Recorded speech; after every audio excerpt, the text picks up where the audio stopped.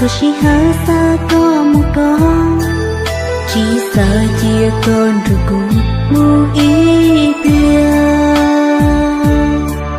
Có thìa vô tu cứ sợ nhỏ gì, tôi sợ nhỏ đời có sợ mong.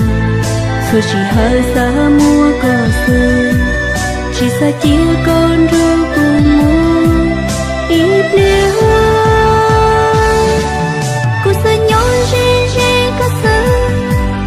Cho có lời chỉ mua lánh từ ủa cố yêu luôn bao lý có lắm.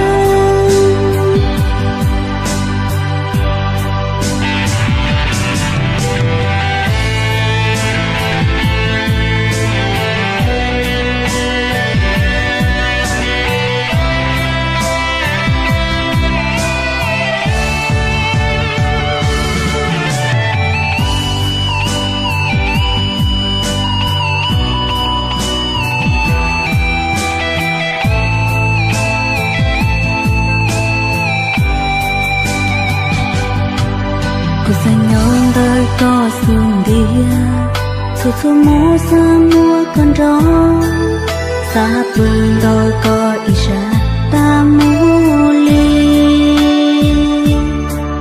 Cô xa nhon rêu nó có lúc lâu thiệt. Cô xa nhon đời có số mong, số chỉ hơi xa mua có xưa, chỉ xa chia con rồi cùng mua ý bia.